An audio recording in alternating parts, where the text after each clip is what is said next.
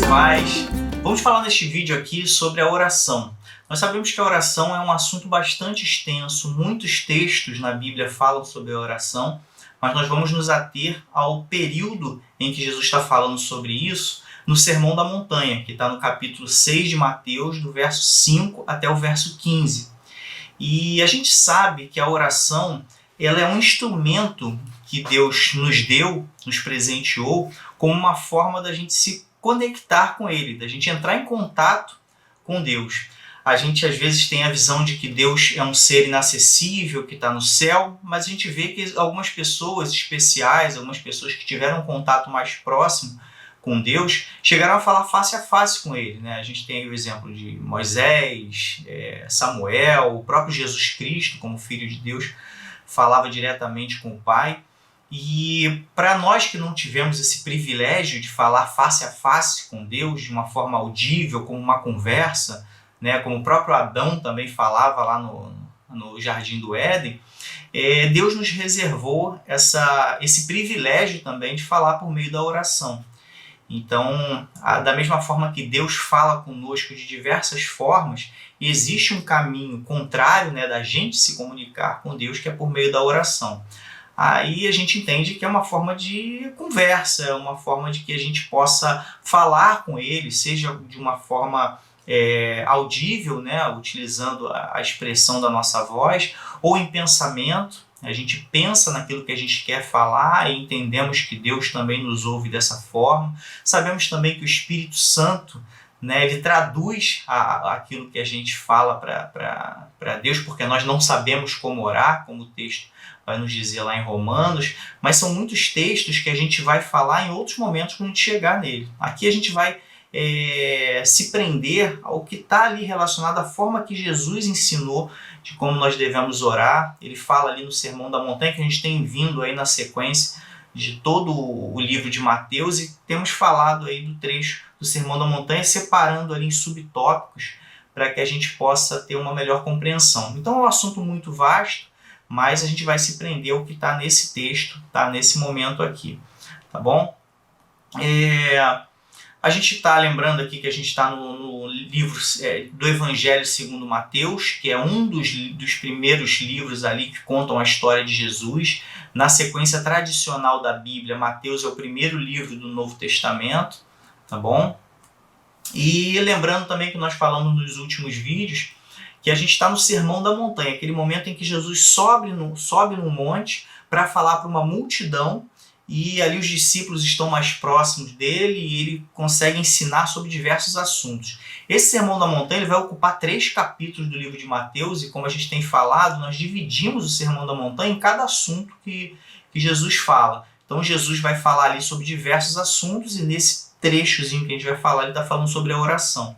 A gente vai perceber também que todo o Sermão da Montanha ele tem um alto padrão de ensino. Jesus não está falando sobre coisas superficiais, né? Então se entende que ali ele já tem um ministério bem estabelecido pela quantidade de pessoas e pelo nível do ensino que ele está proferindo ali. E a gente também tem uma referência em Lucas capítulo 6, do verso 20 ao 49, a gente tem ali as expressões do Sermão da Montanha com algumas variações, tá bom? Vou passar rapidamente pelo mapa, que nos vídeos anteriores a gente falou bastante sobre o mapa, mostrando fotos da localização e tudo. Então, para que a gente tenha uma noção de onde Jesus estava nesse momento, Jesus estava onde está esse apontamentozinho nosso amarelo, tá? A gente tem ali o Mar Mediterrâneo à sua esquerda, e Jesus está naquela região. Vamos dar uma ampliada para ver onde exatamente está o Sermão do Monte. Aqui a gente tem esse apontamento aqui em vermelho, que é onde Jesus estaria, né? A gente tem uma referência da tradição apontando para aquela região, onde seria o Monte das Beatitudes, né? O Monte das Bem-aventuranças. Tivemos um vídeo só falando sobre isso, né? Ele começa o Sermão do Monte com as bem-aventuranças. Bem-aventurados são esses por conta disso, disso, disso. A gente tem um vídeo falando só sobre isso, tá bom? Então ele está nessa região aqui, que está ali acima do Mar da Galileia, ou Lago da Galileia, dependendo do seu ponto de vista, né? Era chamado de Mar da Galileia pela sua dimensão bem grande, mas é na verdade um grande lago E a gente já explicou também que o Google tem hora, dependendo da altura que a gente utiliza, essa aqui é uma imagem do Google Maps, tem hora que está escrito sea, né, que é mar, tem hora que está escrito lake, que é lago. Então o próprio Google, dependendo da posição que a gente utilize, ele vai chamar de mar ou de lago. Tá, é um grande lago porque é água cercada por terra, mas também desde os tempos bíblicos chamado de Mar da Galileia. Tá bom? Então é nessa região, vamos nos ater somente a essa informação, porque nos outros vídeos a gente explora melhor essas questões geográficas aqui de onde Jesus estava. Nós estamos aqui em 3 momentos do Sermão do Monte, onde Jesus vai falar sobre a esmola, tá? Que é o vídeo anterior, tá bom? Ele explica sobre a esmola. A gente chegou aqui na parte da oração e a gente depois, no próximo vídeo, a gente vai falar sobre o jejum, tá? E nesses 3 momentos, Jesus vai comparar a prática correta da esmola, da oração, do jejum, com a prática hipócrita, ou seja, aquela prática interpretada, que não é verdadeira, aquela prática falsa, que os fariseus, em especial, em alguns casos os gentios, que eram as pessoas que não faziam parte da comunidade judaica, praticavam essas atividades, né, de dar esmola, de orar, de jejuar. Então Jesus vai fazer uma comparação com o padrão de vida que era esperado para um cristão, com a hipocrisia, né, dos fariseus, em alguns casos específicos dos gentios. Tá bom? Antes da gente entrar no texto, eu queria convidar você para se inscrever no nosso canal, tá? Marca o sininho para ser avisado. Nós temos feito esses estudos na sequência. Espero que abençoe a sua vida com esses entendimentos que nós temos buscado. E também queria convidar você para compartilhar esse vídeo, se achar importante para outras pessoas. E por fim, também queria convidar você a adquirir o nosso e-book. Tá? Eu coloquei aqui na descrição o link para você comprar o e-book. Você não só vai estar abençoando a sua vida, como vai estar abençoando também o nosso canal, favorecendo aí o crescimento desse nosso material. Tá bom? Então vamos entrar aqui no texto sagrado. Mateus capítulo 6, verso 5 diz o seguinte: E quando orares, não sejas como os hipócritas, pois se comprazem em orar em pé nas sinagogas e às esquinas das ruas, para serem vistos pelos homens. Em verdade vos digo que já receberam o seu galardão. Então aqui no primeiro momento a gente pode ter a ideia de que não é para orar em pé na sinagoga ou nas ruas. Mas a gente, quando dá sequência no mesmo versículo, a gente vai ver que a gente não deve orar em pé na sinagoga e nas esquinas das ruas para sermos vistos. Então aqui tem uma questão que é muito importante, que é da intenção de aparecer. É isso que Jesus está condenando, até porque é inevitável que a gente deixe de orar, né, em pé ou nas ruas. Às vezes está orando por uma pessoa que precisa, não tem ocasião para ir para um outro lugar, na própria sinagoga, na própria igreja, né, nos nossos dias de hoje, a gente vai acabar, né, estando de frente para uma condição como essa. Mas o texto deixa bem claro que o problema é a intenção de estar orando em pé, que inevitavelmente as pessoas vão ver, e em pé na sinagoga ou em pé nas ruas, que as pessoas vão acabar vendo também. Tá bom? Então, o que Jesus está falando aqui? Que a gente não deve fazer como os hipócritas. O que é hipócrita? Os hipócritas, a palavra hipócrita, que hoje para a gente tem um significado já enraizado na nossa mente, né, de mentiroso, de falso. A origem dessa palavra, do grego hipócritas, é de um ator interpretando. Então, quando Jesus está falando não sejam como os hipócritas, ele está se referindo aos fariseus, que eles agiam como atores, interpretando um papel. Então eles não estavam sendo verdadeiros durante a oração. Eles estavam ali interpretando um papel para ser visto. Então havia ali uma satisfação em aparecer como ator. O ator interpreta para receber ali os aplausos, para ser ovacionado, para ser aplaudido, e para que as pessoas reconheçam aquilo que ele está fazendo. Então, Jesus está mostrando um caso em que os fariseus ou qualquer outro que seja de outra linha religiosa estavam orando ali de pé diante dos homens, né, seja na sinagoga, seja nas ruas, para que as pessoas vejam ele, e não era para entrar em contato com Deus, era para que as pessoas vissem eles ali naquela situação e respeitem e admirem aquela postura dele de alguém que ora, que faz contato com Deus. Era isso que Jesus estava criticando aqui nesse momento, tá? Então não é o local e a posição que eles estavam, é a intenção. Observa que Jesus vai falar aqui, ó, comprais, porque eles se comprazem ou têm prazer naquela exibição ali de oração, naquela exibição religiosa, que não tinha fundamentação. Então a gente vê aqui que no final, Jesus vai dizer nesse versículo, em verdade vos digo que já receberam seu galardão.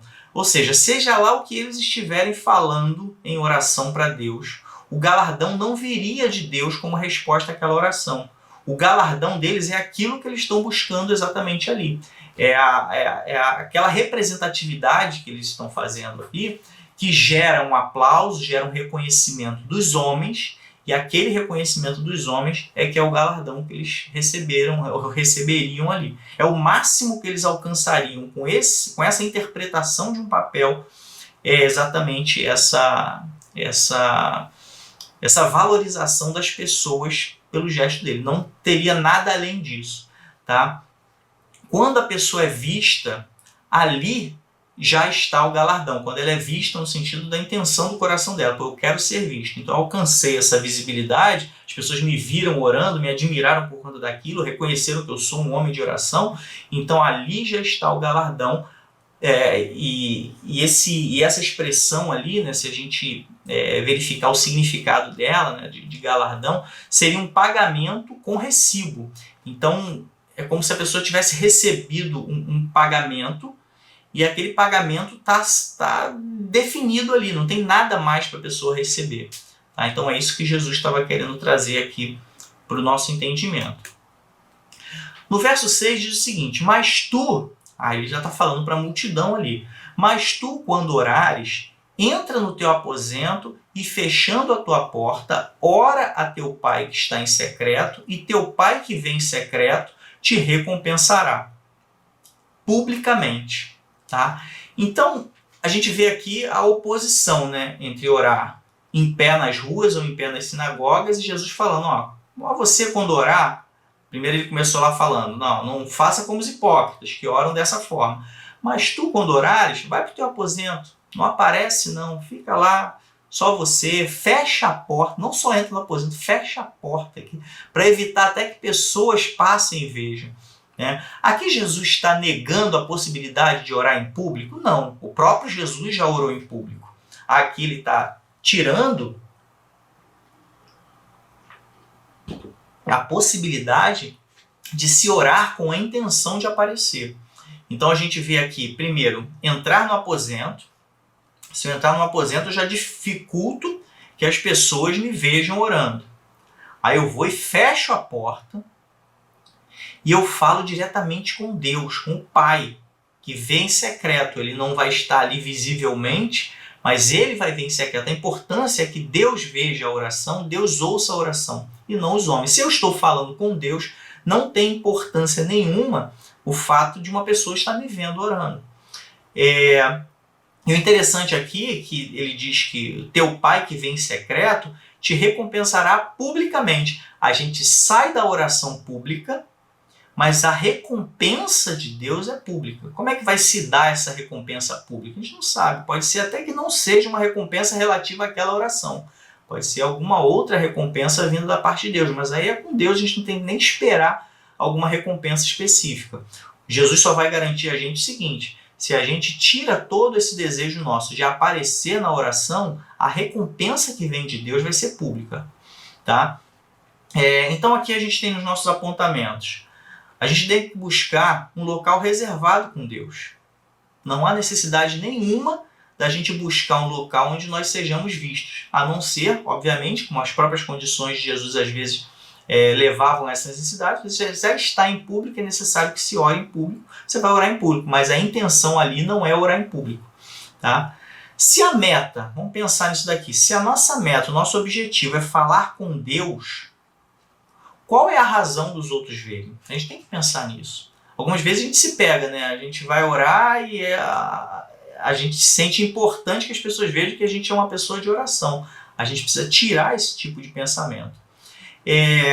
Quando a gente fala os outros, são os outros não participantes da oração. Né? Se a gente sabe que em alguns momentos a gente vai ter que orar e as pessoas vão ver a gente porque estão ali orando com a gente, tudo bem. A intenção não é aparecer, mas é uma questão circunstancial. Agora, se existem outros que não fazem parte daquele momento de oração, qual a importância, qual o valor daquilo ali para o resultado daquela oração? Ou a gente vai achar que o fato das pessoas estarem vendo a gente orar vai fazer com que Deus responda? Não, muito pelo contrário. Jesus está dizendo que se isso acontecer, o galardão já está ali. É o fato da pessoa ver e reconhecer a nossa suposta vida de oração. Aquilo ali já é o prêmio, já é a recompensa, já é o galardão. Jesus orou em público, sem exibicionismo. Então, isso aqui, como a gente falou, não está excluindo o fato da gente poder orar em público, né? Seja na rua, seja na igreja, seja em algum lugar em que haja uma reunião de pessoas. Então, não exclui. O próprio Jesus orou, mas a gente não precisa fazer, não deve fazer por exibicionismo, para a gente aparecer. O importante também aqui, que a gente viu no texto, que Deus vê o que ninguém vê. Ao invés de a gente procurar com que as pessoas vejam, a gente vai para um lugar que ninguém vê, sabendo que Deus vai ver. Isso é suficiente. A oração é para Deus, não é para o homem. Então, a gente está num lugar reservado já é suficiente, porque Deus, aquele que é o alvo da nossa oração, ele vai ver e vai nos ouvir. A vista humana não é necessária na oração. Ela não vai fazer diferença nenhuma no resultado da oração. Deus não vai te olhar melhor nem pior se tiver alguém vendo. E a recompensa, como a gente falou, é pública. A gente não sabe exatamente qual vai ser essa recompensa. Mas Jesus garante, você se reserva na tua oração e Deus que vem em secreto vai recompensar publicamente. Ou seja, as pessoas vão ver essa recompensa, né? Mateus 6, 7. E orando, não useis de vãs repetições, como os gentios. Está vendo aqui? Já não está nem se referindo aos fariseus. Gentios, como a gente falou, eram considerados aqueles que não faziam parte da comunidade judaica. E orando, não useis de vãs repetições, como os gentios, que pensam que por muito falarem serão ouvidos. Então a gente entende, como a gente vê em diversas doutrinas religiosas, aquela repetição cerimonial, né? As pessoas repetem a mesma coisa. E isso, no ensinamento de Jesus aqui, seria uma repetição inútil, né? Vã é inútil. Não serve para nada. Uma oração que a gente faz com Deus, a gente tem que entender que é uma forma de conversar com Deus. A repetição é um mero formalismo, né, que o homem criou. E Jesus vai dizer assim, que pensam que por muito falarem serão ouvidos. Ou seja, quando a gente repete a mesma coisa o tempo todo, a sensação que se tem é que eu vou falar várias vezes a mesma coisa e é isso que vai fazer eu ouvir, como Jesus está dizendo aqui no final do versículo. Mas na verdade, Deus que está ali recebendo a nossa oração, ele não precisa de uma repetição. A primeira vez que a gente falar, ele já vai ouvir. Né? O Deus que vê em secreto, ouve em secreto, sabe de todas as coisas, é onisciente. Então a gente não tem necessidade nenhuma de fazer uma repetição vã e Jesus está orientando isso aqui. Aqui, como a gente viu, aqui ele está se referindo a gentios, ou seja, havia pessoas que estavam fora da comunidade judaica que tinham essa prática de ficar repetindo a mesma coisa, sem necessidade nenhuma, que Jesus vai chamar de vã repetição. Eram pessoas fora da comunidade judaica. Eles pensavam que eram ouvidos, mas isso não faz sentido repetir. Né? É como se Deus estivesse desatento à nossa oração e a gente repete até que ele preste atenção. É algo meio sem sentido. Né? E é um ritual ignorante, no sentido, a ignorância aqui no sentido de não saber o que está se fazendo. Né? E isso a gente precisa entender que é diferente da insistência. Você orar pelo mesmo assunto, isso é permitido, até porque a gente tem vários textos, né? como eu coloquei aqui, orai sem cessar, que está em Tessalonicenses 5,17, você orar constantemente, mesmo que seja por um mesmo assunto, a gente vai perceber que isso é permitido. O que não pode é aquela repetição vã. Mas se você está dentro do mesmo assunto, mas conversando com Deus, apresentando os argumentos para Ele, apresentando a situação, então a gente vai ter ali a possibilidade de insistir, né, falando do mesmo assunto, mas sem ficar naquela repetição mecânica que não tem fundamentação alguma bíblica, muito pelo contrário, o próprio Jesus condenando isso. Tá bom? Ainda no verso 7, a gente vê aqui mais um texto de Romanos. Olha só que interessante. Porque Deus a quem eu sirvo, né, o apóstolo Paulo falando, porque Deus a quem sirvo em meu espírito, no evangelho de seu Filho, me é testemunha de como incessantemente, ou seja, muito, faço menção de vós, né, está falando com a igreja de Roma aqui, pedindo sempre em minhas orações que, em algum tempo, pela vontade de Deus, se me ofereça a boa ocasião de ir ter convosco, porque desejo ver-vos para vos comunicar algum dom espiritual a fim de que sejais confortados. Então o apóstolo Paulo aqui, ele está falando aqui incessantemente, ou seja, estava orando muito por um mesmo assunto. Ele estava pedindo para ver os romanos de novo. Ele queria voltar lá, falar com o pessoal, mandou a carta e falou, tenho orado incessantemente por isso. Isso é vã repetição? Não.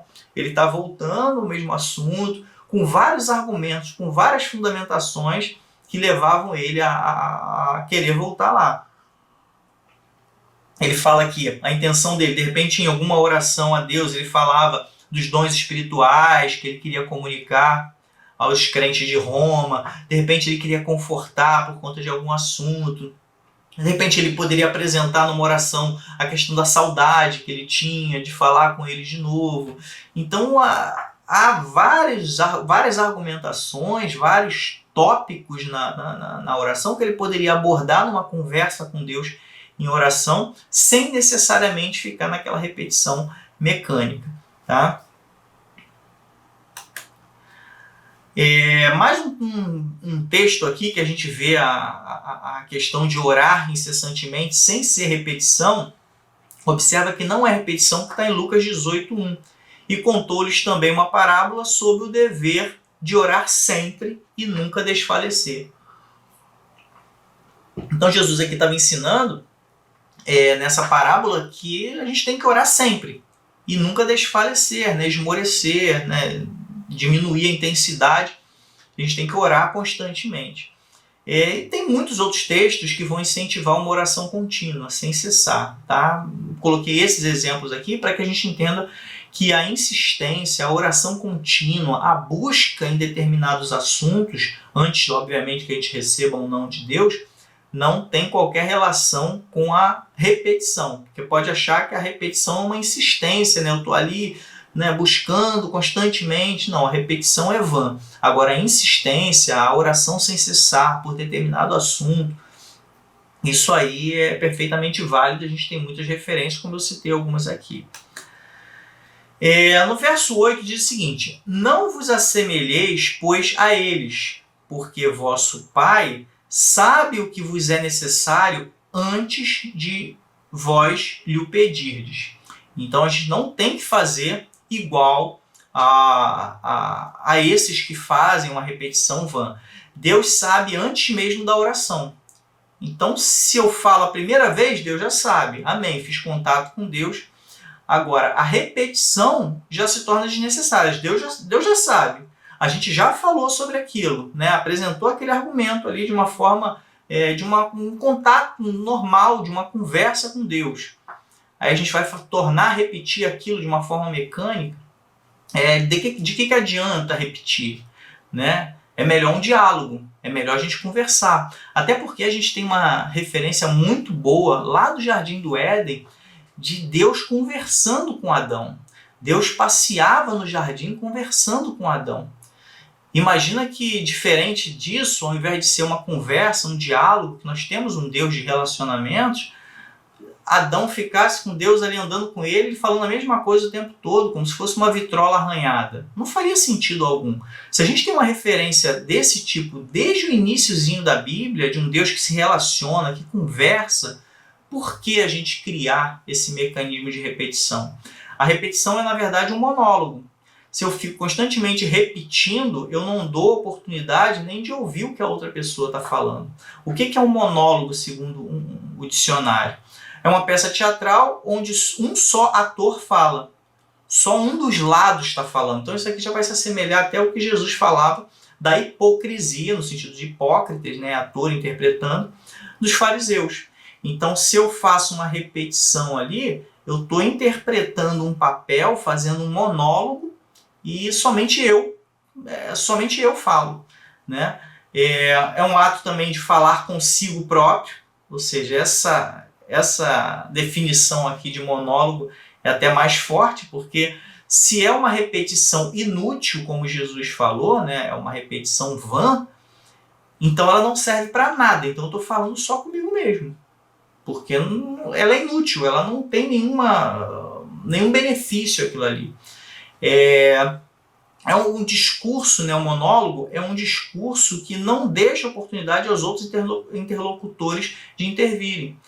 A oração, nós temos muitos casos, muitos testemunhos de que a oração ela é respondida, muitas vezes até na hora. Eu converso com Deus, eu falo com Ele, e naquele momento Deus me responde de alguma forma, ou falando de forma audível, ou até em meu coração, na minha mente, eu recebo aquela resposta, ou depois eu vou dormir, vou receber a resposta em sonhos, ou no dia seguinte, de alguma forma, a resposta vai vir através de alguma outra pessoa, de algum acontecimento. Então a oração é um relacionamento com Deus em que a gente fala e Deus responde. A partir do momento que eu repito como num monólogo, eu não estou dando oportunidade para ouvir Deus, né? Tua palavra